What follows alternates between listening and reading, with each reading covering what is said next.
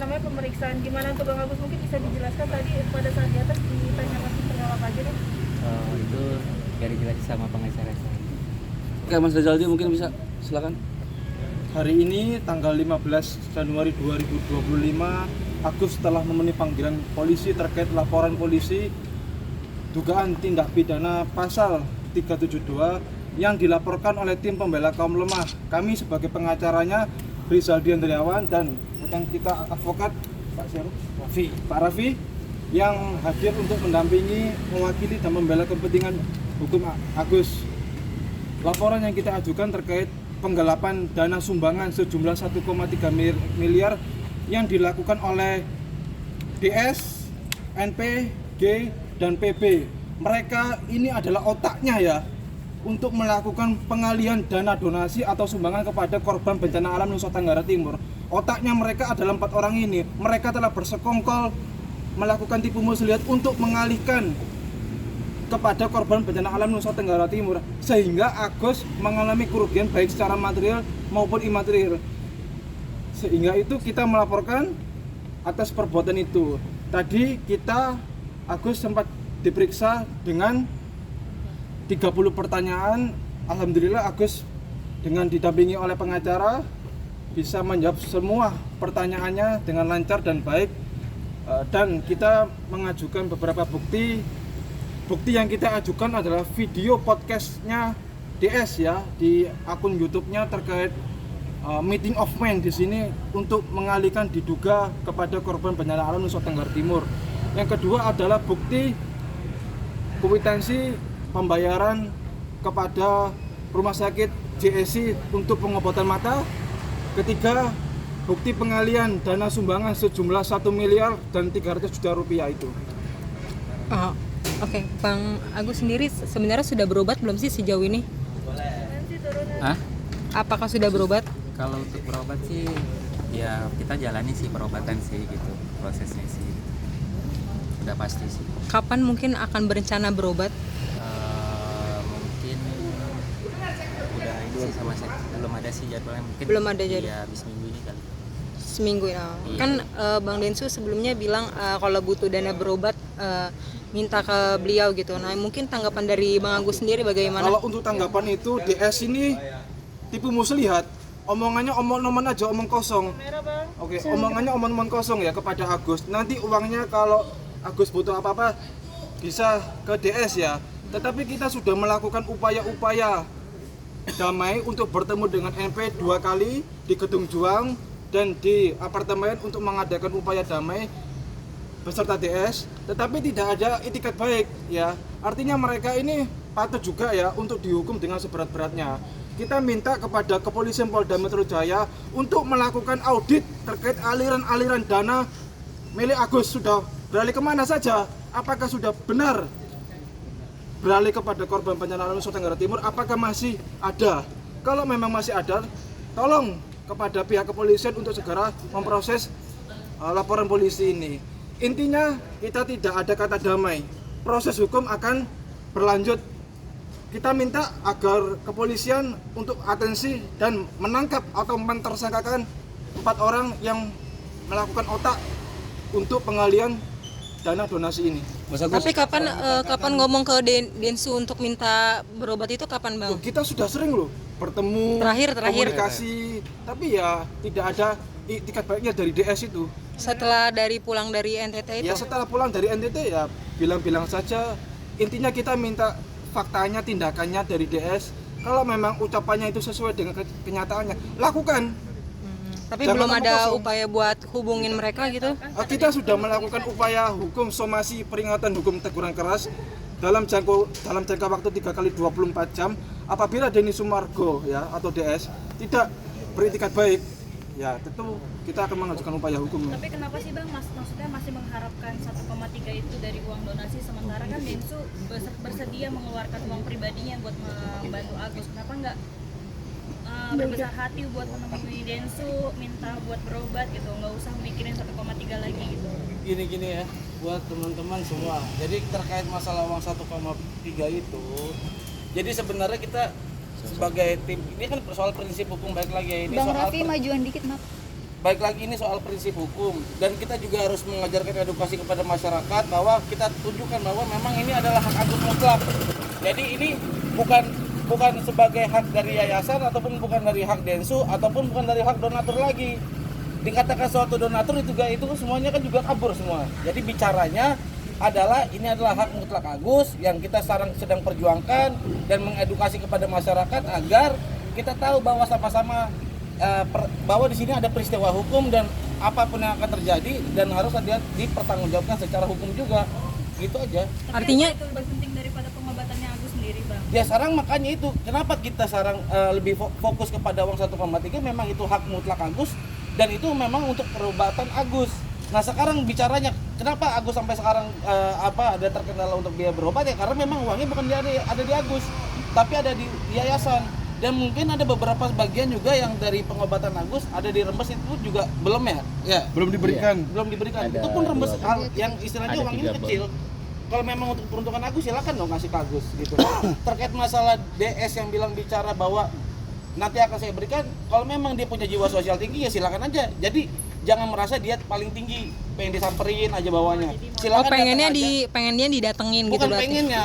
Jadi nggak ada lagi istilah bahwa pertanyaan bahwa si Agus ini bahwa klien kami ini tidak mau ataupun tidak bertikat lah. Kalau memang DS punya etikat baik dalam jiwa sosial dia, silakan datang sendiri ke klien kami. Berarti Agus sampai saat ini Masih menunggu. tersebut dari Densu. Kita nggak fokus terhadap segmen dari DS ya, kita hanya fokus kepada uang 1,3 itu merupakan milik hak Agus, sudah gitu aja deh. Artinya tidak menerima uang pribadi dari Densu untuk dibantu. Kalau dikatakan tidak menerima, tidak juga. Itu kan semua baik lagi atas niat DS seperti apa dan atas keinginan klien kami juga seperti apa nanti akan menanggapinya. Gitu. Mungkin Bang Agus tanggapannya Bang Agus gimana? Apalagi kan uangnya awalnya itu dari rekening kamu dan ditransfer ke rekening yayasan. Tapi habis sekarang duitnya tidak dikembalikan juga ke dirimu nih. Malah dialihkan. Ya jelas lah, itu sebagai sebuah permainan bagi mereka juga. Ya diolok-olok, ya itu kan kerja mereka, ngolok-ngolokin saya, orang sakit seperti saya gitu. Ya apapun olok-olokan mereka sebagai ini, ya mereka sama netizen ya saya lagi yang jadi korban, begitu terus gitu, sampai kapan gitu. Ya setidaknya ya ingatlah janji-janji manis mereka, janji yang benar-benar mereka janjikan ke saya, itu aja sih gitu. Mas Agus setelah tahu dana donasi ini pindah ke NTT, langsung kecewa nggak sih Mas maksudnya? Ya kan Atau kalau marah gitu, Mas? kalau pasti kecewanya pasti kecewa lah gitu. Ya itu kan sebagai bahan olok-olokan mereka buat saya jadinya gitu. Mereka niatnya ngebantu apa mau mempermainkan saya atau mau intimidasi saya sih sebenarnya gitu, mengeksploitasi saya. Berarti saya ini sebagai subjek dong buat mereka untuk dibuat sebagai penarik mereka gitu. Jadi sebuah permainan mereka untuk dana donasi. Ya setidaknya mereka kalau punya jiwa sosial yang tinggi janganlah seperti itu, hargainlah gitu. Kalau memang mau membantu orang ya dibantu benar-benar, jangan membantu itu setengah-setengah gitu. Jadi Gitu Mas aja Agus sih. Jadi merasa sampai terhianati kapan nggak mau sih, Mas Agus? memperjuangkan Ya pasti dong, kalau merasa terhianati pasti terhianati dong. Karena kan di situ juga katanya kemarin itu ke yayasan dititipkan, dimonitoring, tapi sampai sekarang mana buktinya, nggak ada. Hanya ada janji-janji manis terus, nggak ada buktinya. Kalau misalnya nanti dana ini dipakai akan saya sikat, mana perkataan itu, buktinya mana sekarang diganti? Nggak ada kan gitu kata-katanya, saya akan ganti katanya gitu. Kalau misalnya terpakai nanti sama si Tete, saya ganti katanya gitu kalau misalnya ini, tapi buktinya nggak ada sampai sekarang, hanya janji-janji aja.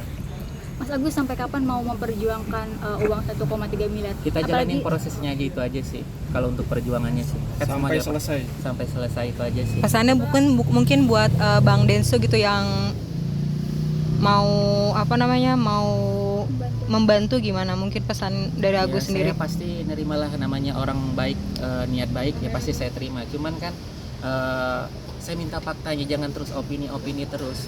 Sekarang yang saya mau tuh faktanya gitu. Jangan ngomong sebenarnya janji-janji doang, harus katanya di publik doang gitu. Tapi kenyataannya nggak ada gitu. Itu aja sih yang saya sayangkan gitu. Mas Agus, tapi kalau misalnya Bang Densu sendiri ada komunikasi ke Abang perihal akan membantu pengobatan Mas Agus, apakah proses hukumnya akan dicabut atau akan tetap dilanjut? Tidak ada kata pencabutan bagi DS ya.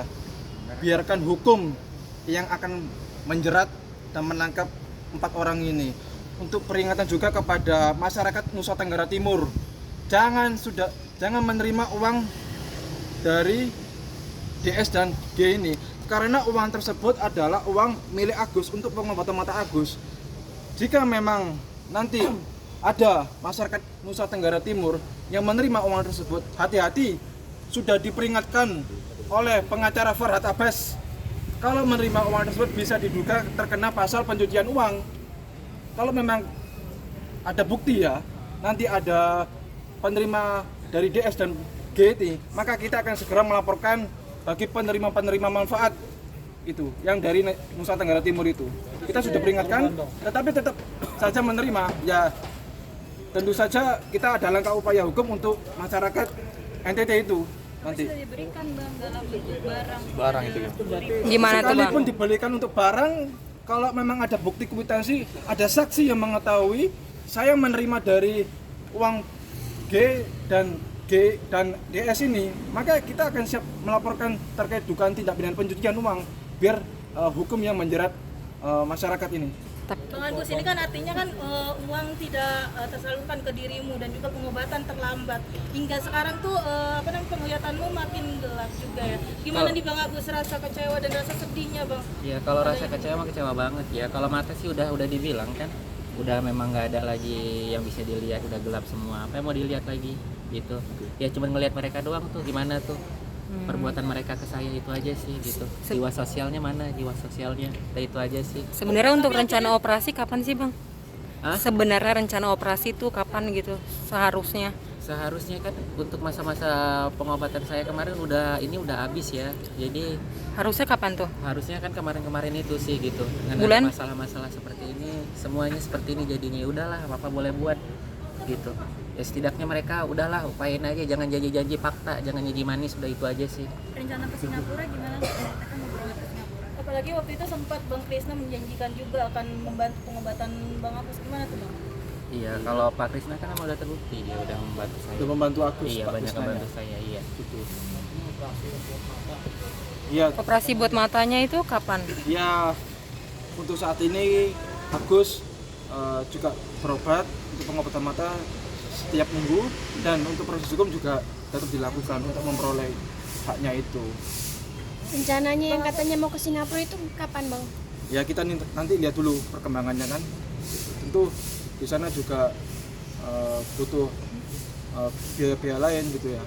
Tapi Mas Agus yang diprioritaskan saat ini berobat atau keadilan uang ini Mas dari Mas Iya, Agus sendiri? terutama pengobatan saya Pengobatan sih, mata. ya proses pengobatan untuk kulit saya ya, itu paling utama sekarang gitu sih. Kalau mata kan memang udah nutup dua-duanya juga gitu. Kalaupun nanti mau dijalankan operasi, mungkin itu akan paling sekedar menggantikan bola mata menjadi bola mata yang replika lah gitu, yang palsu gitu sih gitu. Itu aja sih gitu. Bang Agus, ini kan di tengah dirimu memperjuangkan hakmu ya. Sempat juga mendapat bullying dari para netizen. Gimana nih kamu menguatkan mental kamu? Apalagi kan perkataan netizen kan bisa dibilang kan cukup menyakitkan gitu.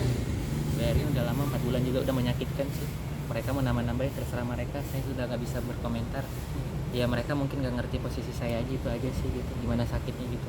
Bang, ini kan kita bicara donasi lagi. Iya. Ini kan juga ada poinnya kata ketua yayasan. Kenapa kalau lebih dominan akademisi? Ketua yayasan ini juga paling kan mengetahui dan juga mengasih izin uang itu masuk ke pihak ya, dalam arti kata ke NTT. Gimana Bang melihat dari ketua yayasan sendiri? Pada saat tanggal 12 Oktober 2024, Agus itu datang ya bersama dengan saksi-saksi istrinya dan Gary ya. Gary yang pada saat itu masih pengurus yayasannya, dan NP saat itu masih ketua yayasan ya. Datanglah ke Bank BCA Pondok Indah. Waktu itu Agus dibujuk rayu oleh mereka ini untuk menitipkan dana, dan nanti Agus kalau butuh apa-apa maka akan dalam kontrol Agusnya. Namun setelah uang tersebut dititipkan kepada yayasan, yayasannya pada saat itu ketuanya adalah NP. Ya, artinya yayasan ini bertindak baik di dalam maupun di luar pengadilan untuk mewakili yayasannya itu. Ya. Artinya apa? Setelah uang tersebut dititipkan, ya, tidak ada respon itikat baik ketika Agus butuh untuk pengobatan mata. Ya, tidak ada respon itikat baiknya. Bahkan kita ketahui tanggal 5 Januari 2025 telah ada podcast di akun YouTube-nya Curhat DS ya, itu telah terjadi kesepakatan bersama meeting of men untuk diduga memindahkan, mengalihkan, padahal uang tersebut dititipkan di yayasan, diduga akan dialihkan ke korban bencana alam Nusa Tenggara Timur. Padahal 4 orang ini dulu menuduh Agus telah menyalahgunakan dana donasi untuk bayar utang lah, bayar hal lain. Tetapi sekarang juga mereka malah menyalahgunakan dana sumbangan milik Agus yang dititipkan. Jadi yang salah siapa? Gini, Agus sudah mengembalikan, menitipkan ya, dipasarkan sepenuh kepada yayasan. Tetapi tidak ada pengawasan, kontrol kepada Agus ini. Bahkan diduga telah dialihkan kepada korban bencana alam Nusa Tenggara Timur.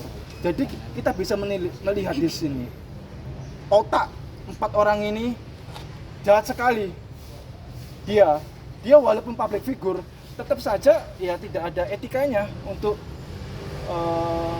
menghajar orang buta ini. Ya, kita tetap berjuang sekalipun langit akan runtuh, Agus akan tetap berjuang. Mas, ada rencana melaporkan ke Mensos, Mas, kan itu kan di tengah Mensos, Mas. Iya. Seharusnya kan ada gimana, Mas? Untuk ke Mensos tetap kita upayakan laporannya, untuk pihak kepolisian tetap upayakan kita laporannya, semua kita langkah-langkah hukum baik litigasi maupun non litigasi dengan Kementerian Sosial kita tetap upayakan gitu. Agus, mungkin sedikit dong tanggapan dari Agus nih terkait Novi dan kawan-kawan ini, sempat adanya perpecahan, gimana nih Bang Agus? Dengan adanya polemik ini sehingga dari pihak sana terjadi perpecahan antara Novi dan juga Mas Gary, gimana nih kalau Mas Agus sendiri? Sekarang Mbak percaya dengan hal-hal kayak gitu, itu pasti drama baru lagi untuk menghilangkan jejak. Udah itu drama itu, saya udah nggak percaya drama itu mah. Gak usah tanya-tanya itu udah drama banget itu. Enggak, jadi kami ini sama klien kami ini udah nggak mau ngurusin lagi perihal masalah kayak itu ya. Urusan mereka, permainan jadi drama kita mereka itu. pada persoalan hukumnya aja. Dan Agus sekarang adalah menuntut rakyat hak. Dan terakhir nih, sekarang kan ini lagi berjalan gugatan di Pengadilan Negeri Tangerang. Saya minta nih buat saudara PB yang selama ini berkoar-koar di media sosial sebagai kuasa hukum donatur, kami sebagai tim kuasa hukum dari Agus Salim ingin menantang bahwa PB ini untuk hadir di Pengadilan Negeri Tangerang, karena memang kami sedikit meragukan terkait masalah kredibilitas dia sebagai pengacara, apakah benar atau tidak, karena sejauh ini PB juga belum hadir di Pengadilan Negeri Tangerang, dan kami minta untuk PB di tanggal 22 ini untuk hadir dan serahkan berita acara sumpahnya beserta KTPA dia sebagai pengacara. Udah itu aja. Bang, bicara soal donasi ini Bang, kan itu ada 3 kesepakatan, itu donatur dari yayasan dan dari pihak si Denny sendiri Bang. Ya kan, poin dari kata mengirim uang itu ke NCP itu cuma melanggar kesukaan, karena ada 3 kesepakatan, cuman dari pihak sono ya dugaan salahnya tidak ada kompromi ke Agus yang merasa ada konteks pengobatan mata dia. Gimana Bang? Gimana? Tapi tolong ini kayaknya harus disampaikan ya teman-teman. Karena beberapa kali juga saya ngomong nih perihal masalah balik lagi ya terkait masalah kesalahpahaman baik dari kementerian maupun dari para praktisi yang mungkin sekarang udah sering kita lihat bersama. Jadi gini saya jelasin bahwa terkait masalah penggunaan aturan Permensos nomor 8 tahun 2021 itu terkait masalah pengumpulan uang dan barang. Pertanyaannya di sini, siapa yang mengumpulkan uang? Nggak ada. Baik Densu maupun yayasan, dia sebagai bukan penyelenggara maupun yang bukan mengumpulkan uang. Jadi aturan mengenai penyelenggara pengumpulan uang dan barang tidak bisa diberlakukan dalam case Agus. Jadi memang kasus Agus. Jadi kita udah pernah ada contoh kejadian gini teman-teman.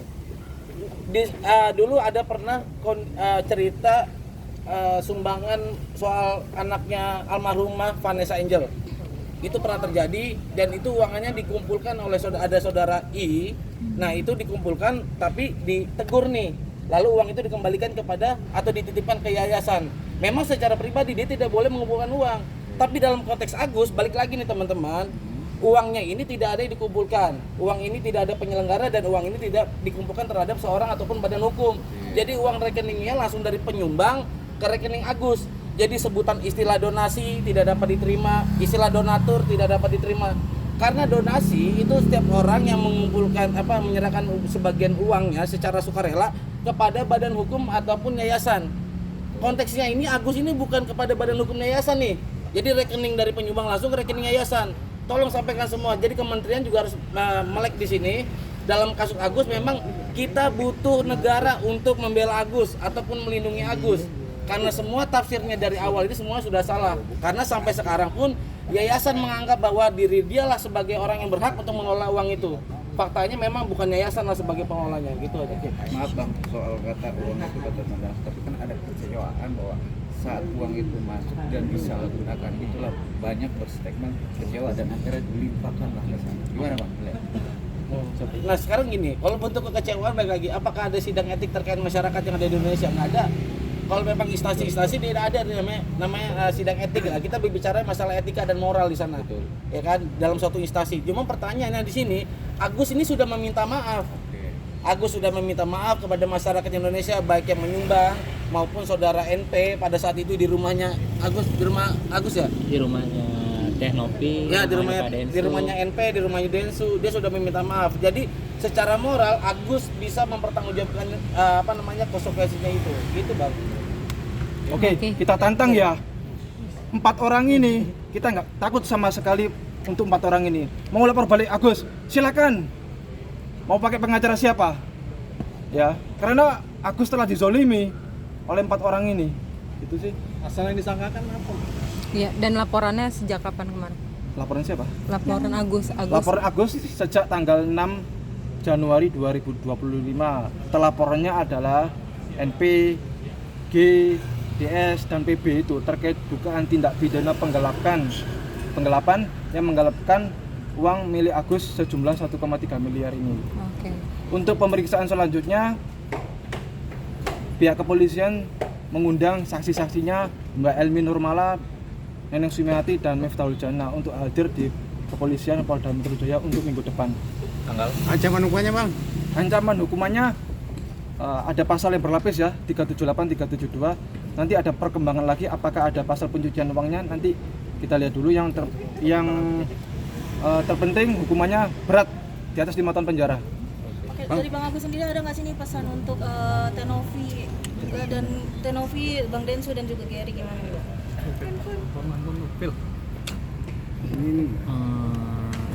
Kencang dikit ke soalnya. Ya paling kan pesannya Kencang dikit bang. Kencang soalnya. ya paling pesannya itu doang sih, jangan janji manis aja, udah itu aja sih. Minta faktanya aja, udah itu aja sih. Semua.